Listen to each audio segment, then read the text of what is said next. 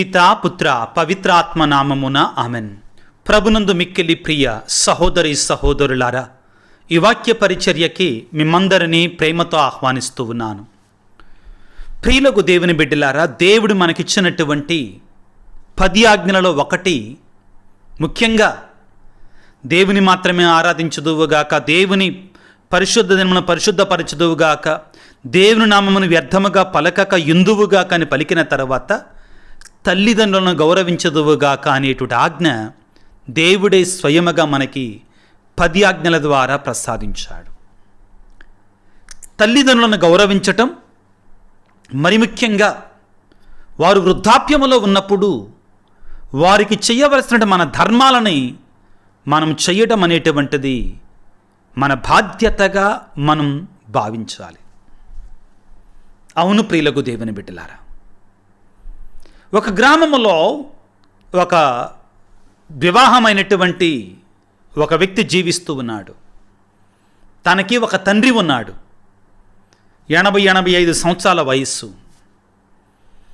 అయితే తాను కొంచెం పెద్దవాడైపోయాడు కాబట్టి, వయస్సు మళ్ళినది కాబట్టి, మతి స్థిమితము లేకుండా అప్పుడప్పుడు ఆ భోజనాన్ని బల్ల మీద పడేయటం, ఆ విధంగా కొంచెం అన్క్లీన్గా ఉండటం వలన ఆ కుర్రవాడు, వివాహితుడైనటువంటి అతని యొక్క భార్య, మీ నాన్నగారిని ఎక్కడైనా కానీ ముసలోళ్ళ మఠంలో చేర్చండి, ఏదో ఒక రకంగా చేర్చేసేయండి అని బలవంత పెట్టసాగింది. ఈ భర్త కూడా ఆలోచించకుండా భార్య మాటకు ఓకే అని తన యొక్క తండ్రిని ఒక వృద్ధాశ్రమంలో, ఒక ముసలోళ్ళ మఠంలో చేర్చడానికి సిద్ధమయ్యాడు. ఇక్కడ భార్యలే చెడ్డవాళ్ళు, భర్తలు మంచివాళ్ళు నేను అంటలేదండి, ఒక ఉదాహరణ ప్రియులారా. అయితే 4-5 వృద్ధాశ్రమాలు చూసిన తర్వాత ఒక వృద్ధాశ్రమం బాగుంది అనుకున్నాడు ఈ కుర్రవాడు. అందులో చేరుద్దాము అనుకున్నాడు. ఒక రోజున తన తండ్రిని తన కారులో ఎక్కించుకొని ఆ వృద్ధాశ్రమానికి వెళ్ళాడు. వెళ్ళిన తర్వాత ఆ వృద్ధాశ్రమం నడిపించేటువంటిది కథోలిక సిస్టర్స్, క్యాథలిక్ సిస్టర్స్, నన్స్, అమ్మగారు. ఆ నడిపించేటువంటి సిస్టర్ గారు బయటికి వచ్చారు. బయటికి రాగానే ఇతను తీసుకొని వచ్చినటువంటి ఆ వృద్ధాప్యంలో ఉన్నటువంటి ఆ తండ్రి గారిని గుర్తించి, అతను బాగున్నారండి, ఎలా ఉంది జీవితం అని కుశల పరిస్థితులను అడిగారు. ఆ తరువాత ఆ సిస్టర్ గారును ఈ వ్యక్తి ఈ వృద్ధాశ్రమంలో, ఈ వృద్ధాప్యంలో ఉన్నటువంటి ఈ వ్యక్తి చాలాసేపు మాట్లాడుకున్నారు. ఈ కొడుక్కి అర్థం కాలేదు. తరువాత వచ్చి, సిస్టర్, మా నాన్నగారు మీకు తెలుసా అని అడగగానే, అయ్యో ఎందుకు తెలియదయ్యా, మీ నాన్నగారు నాకు బాగా తెలుసు, చాలా రోజుల నుంచి తెలుసయ్యా.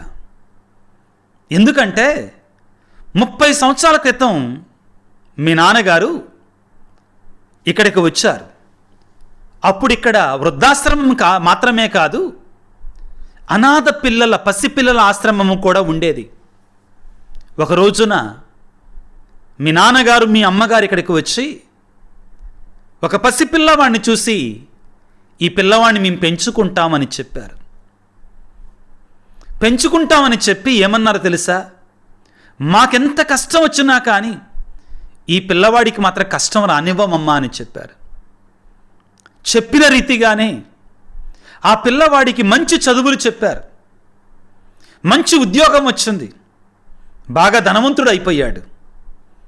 ఈ రోజున ఆ తండ్రి ఆయనకి, ఆ కుర్రవాడికి అడ్డుగా మారిపోయాడు, బరువుగా మారిపోయాడు అని చెప్పగానే అప్పుడు ఆ కుర్రవాడికి అర్థమైంది, తన తండ్రిని వృద్ధాశ్రమంలో చేర్చటానికి వచ్చినటువంటి ఆ వ్యక్తికి అర్థమయ్యింది ఏమిటి అంటే, తాను ఒక అనాథనని అర్థమైంది. ఆ రోజున నేను అనాథనైనా కానీ ఏనాడు కూడా నేను అనాథనని నా తండ్రి నాతోటి చెప్పలేదు అని వెంటనే తండ్రి కాళ్ళ మీద పడి, నానా, నన్ను ఒక అనాథనైనా కానీ నీ సొంత కొడుకులాగా పెంచుకున్నావు.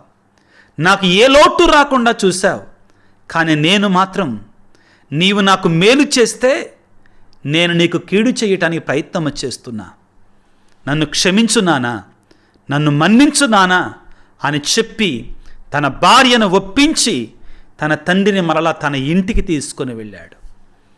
క్రీస్తునాథుని యందు మిక్కిలి ప్రియ సహోదరి సహోదరులారా, మన తల్లిదండ్రులను చూసుకోవటానికి వృద్ధాప్యంలో ఉన్నప్పుడు మనం అనాథ పిల్లలమే కానక్కర్లేదు ప్రియులారా, సొంత బిడ్డలమైతే ఇంకా ఎక్కువ బాధ్యత ఉండాలి మన మీద, మన తల్లిదండ్రులను చూసుకోవటానికి.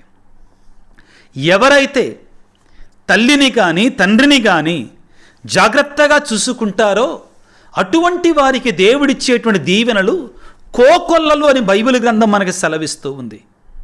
ముఖ్యంగా సిరాకు పుత్రుడి నుండి యేసు రాసిన జ్ఞాన గ్రంథము 3వ అధ్యాయం 1వ వచనం నుంచి 16వ వచనం వరకు దయచేసి ప్రియులారా చదువుకోవటానికి ప్రయత్నం చేయండి. సిరాకు పుత్రుడైనటువంటి యేసు రాసిన జ్ఞాన గ్రంథము 3వ అధ్యాయము 1 నుండి 16 వరకు దయచేసి చదువుకోవటానికి ప్రయత్నం చేయండి. ఎవరైతే తల్లిదండ్రులను గౌరవిస్తారో దేవుడు వారికి అపారమైన దీవెనలను కుమ్మరింప చేస్తాడట ప్రియులారా. వాక్యం ఏమని చెప్తుందంటే 3వ వచనము నుండి, తండ్రిని గౌరవించువాడు తన పాపములకు ప్రాయశ్చిత్తం చేసుకున్నట్లే, తల్లిని సన్మానించువాడు నిధిని చేకొన్నట్లే, తండ్రిని సన్మానించు పుత్రుని అతని పుత్రులు సంతోషపెట్టుదురు. ఇది చాలా ముఖ్యమైన మాట. ఇది చాలా గుర్తుంచుకోవాల్సిన మాట ప్రియులారా. ఎవరైతే తన తండ్రిని సన్మానిస్తారో, గౌరవిస్తారో, ప్రేమతో చూసుకుంటారో తన బిడ్డలు కూడా అదే విధంగా చూసుకుంటారు తనని. నీవు నీ తండ్రిని సరిగా చూసుకోకుండా, నీవు నీ తండ్రి మీద వృద్ధాప్యంలో ఉన్నప్పుడు జాలి చూపించకుండా కర్రకుగా కటువుగా జీవిస్తే నీ పిల్లలు కూడా తప్పనిసరిగా మనతో అదే విధంగా ప్రవర్తిస్తారు. నీవు ఏ కొలతతో కొలుతువో అదే కొలతతో నీకు కూడా కొలవబడుతుంది. మరచిపో మాకు. నీ పిల్లలు నిన్ను చూడటం లేదా? అదేవిధంగా తయారవుతారు. కాబట్టి వాక్యం ఏమంటుందంటే, తండ్రిని గౌరవించువారిని తన పుత్రులు కూడా గౌరవిస్తారు. అతని ప్రార్థనని దేవుడు ఆలకిస్తాడు. నీ ప్రార్థన దేవుడు ఆలకించాలి అంటే, నీ ప్రార్థన దేవుడు వినాలి అంటే నీవు నీ తల్లిదండ్రులను జాగ్రత్తగా చూసుకో. నేనెంతగా ప్రార్థన చేస్తున్నా కానీ దేవుడు నా ప్రార్థన ఆలకించటం లేదు అనుకుంటున్నావా? అప్పుడు నీవు నీ తల్లిదండ్రులను ఏ విధంగా చూసుకుంటున్నావు దాన్ని కూడా ప్రశ్నించుకో.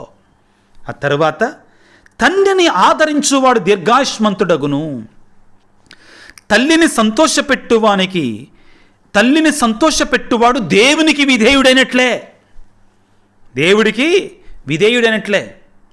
ఇప్పుడు ఎవరైతే తల్లిదండ్రులను గౌరవిస్తారో వారికి వచ్చే అపారమైన దీవెనల గురించి మనం ధ్యానం చేసుకుంటున్నాం ప్రియులారా.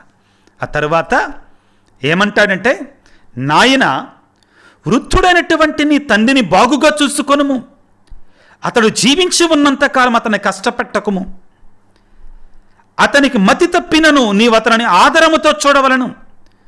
నీవు బలముగను ఆరోగ్యమునుగా ఉన్నావు కనుక అతని అలక్ష్యము చేయరాదు. నీవు నీ తండ్రిపై చూపించిన కరుణ దేవుడు విస్మరింపడు. ఆ కరుణ నీ పాపములకు ప్రాయశ్చిత్తము చేసి పెట్టుతుంది, నీ పాపాలు కడిగి వేస్తుంది. ఇన్ని దీవెనలు ఉన్నాయి ప్రియులారా. కానీ ఎవరైతే తల్లిదండ్రులను సరిగా చూడరో, మీకు ఇష్టం ఉన్నా లేకపోయినా నా ధర్మం గురువుగా మీ ముందుంచటం ప్రియులారా, ఎవరైతే తల్లిని కానీ తండ్రిని కానీ సరిగా చూడరో అటువంటి వారిని ఎడల దేవుడు కఠినముగా ఉంటాడు ప్రియులారా. ఏ విధముగా ఉంటాడట ప్రియులారా? కొంచెం బాధాకరమైన మాటలు వినడానికి ప్రయత్నం చేయండి.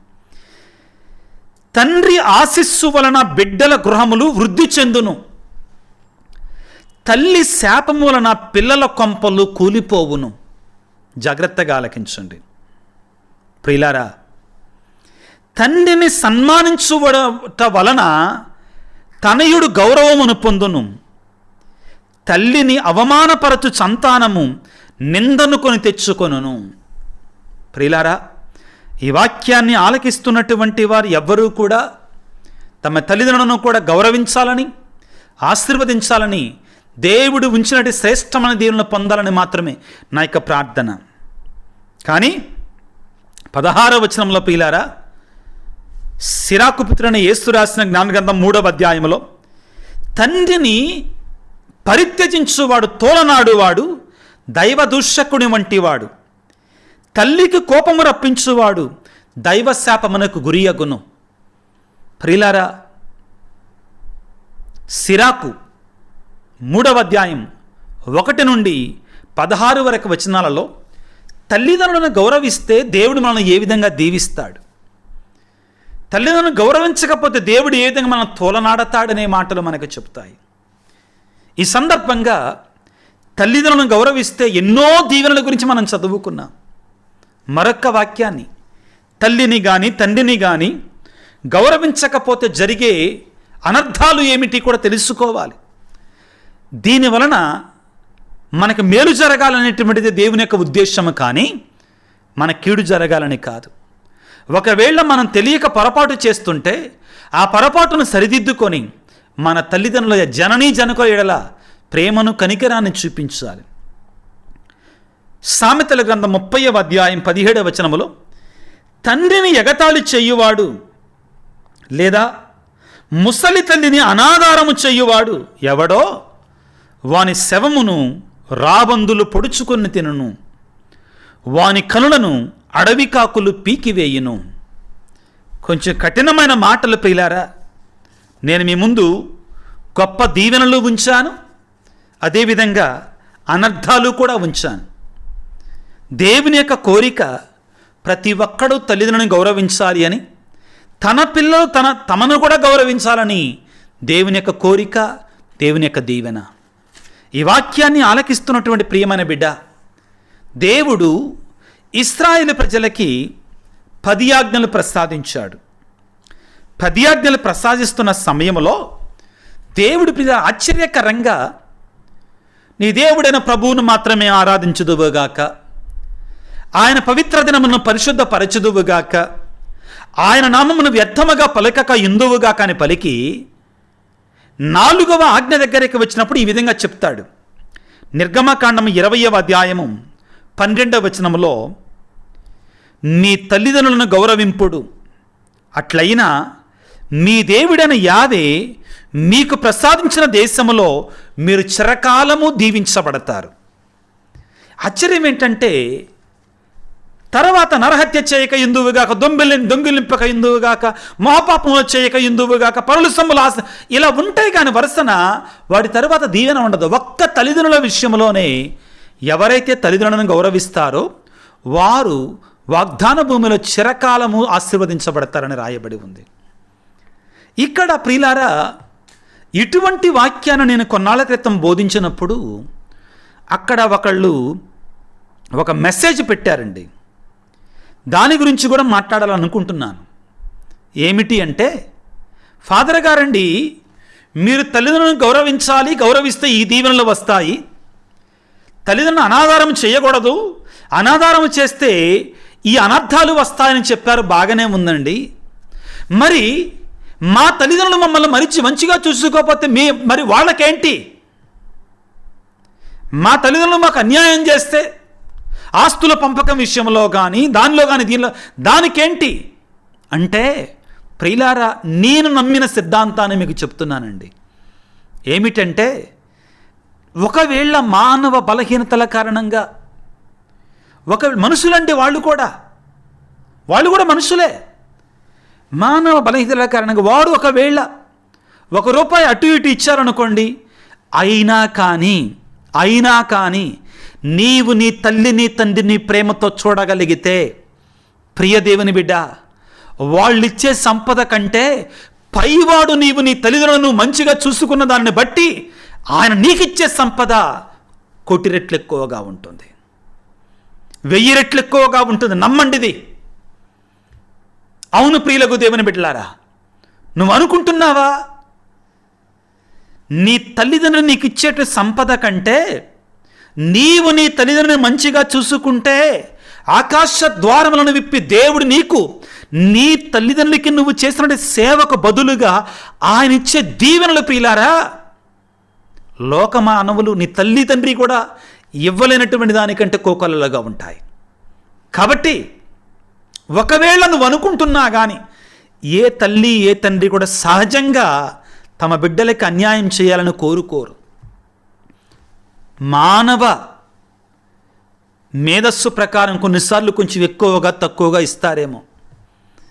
అయినా కానీ నీవు నీ తల్లిని తండ్రిని ప్రేమతో కనికరముతో ఆదరించగలిగితే ప్రియ దేవుని బిడ్డ, దేవుడు నీ కుటుంబాన్ని ఏటి ఒడ్డున నాటినటువంటి చెట్టులాగా జీవవృక్షములాగా పెంపొందింపచేస్తాడు. తలలో వంచి ప్రార్థన చేసుకుందాం. సర్వశక్తిమంతుడా, సర్వోన్నతుడా, ప్రేమగల తండ్రి, మీకు స్తోత్రాలు, వందనాలు. తల్లి తండ్రిని గౌరవించువాడు ఆశీర్వాదాలు బడియును, దీవెనలు పొందుకుంటాడు, ఐశ్వర్యం పొందుకుంటాడు, అతని పాపాలు క్షమించబడతాయి. తల్లిని గౌరవించువాడు దేవుని గౌరవించినట్లే అని వాక్యం మాకు సెలవిస్తుంది. ఓ ప్రేమగల తండ్రి, మేమందరము కూడా మా తల్లిదండ్రులను గౌరవించి వారిని ప్రేమతో ఆదరముతో మరి ముఖ్యముగా వృద్ధాప్యములో ఉన్నప్పుడు వారిని పట్టించుకునేటువంటి వారిని మమ్మ దీవించండి నాయన. ఒకవేళ గడిచిన కాలములో మా పొరపాటు కారణముగా మా తల్లిదండ్రులను మేము సరిగా చూసుకోకపోతే దయతో మమ్మల్ని క్షమించండి, మా పాపాలు మన్నించండి. ఇక నుండి అయినా కానీ మాకు చేతనైనంతగా మా యొక్క ఆర్థిక స్థితిగతులకు అనుగుణముగా మా తల్లిదండ్రులను ప్రేమతో చూసుకునే శక్తిని మాకు దయచేయండి. ఓ ప్రేమగల తండ్రి, ఈ రోజున వృద్ధాప్యంలో ఉన్నటువంటి వయసు మళ్ళీ ఉన్నటువంటి వారందరి కొరకే ప్రార్థిస్తున్నాను. ప్రభువా, ఎంతోమంది బిడ్డలు ఉండి కుమారులు ఉండి కూడా రోడ్డున పడినటువంటి వారున్నారు, దిక్కుమొక్కు లేనట్లుగా జీవిస్తున్నటువంటి వారున్నారు నాయన. ఎంతోమంది బిడ్డలు ఉండి కూడా అనాథలుగా బ్రతుకుతున్నారు తండ్రి. వారందరి కొరకే ప్రార్థిస్తున్నాము తండ్రి. వారికి కావలసిన సహాయాన్ని మంచి మనస్సుల ద్వారా అందించండి. వారి యొక్క వయసు మళ్ళిన ప్రాయంలో ప్రభువా, వారికి కావలసిన సహాయాన్ని దయచేయమని, అదేవిధముగా ఈనాడు ఈ వాక్య పరిచయలో పాల్గొన్నటువంటి ప్రతి బిడ్డను దీవించి ఆశ్రయించి కాపాడి నడిపించమని మా ప్రభు అయిన క్రీస్తు ద్వారా వేడుకొనుచున్నాము తండ్రి. ఆమెన్. ప్రభువు మీతో ఉందురుగాక, మీ ఆత్మతో ఉందురుగాక. సర్వశక్తిగల సర్వేశ్వరుడు పిత పుత్ర పవిత్రాత్మ మిమ్మందరిని చల్లగా దీవించి ఆశీర్వదించి కాపాడుదురుగాక. God bless you. దేవుడు మిమ్ము దీవించుగాక. ఆమెన్.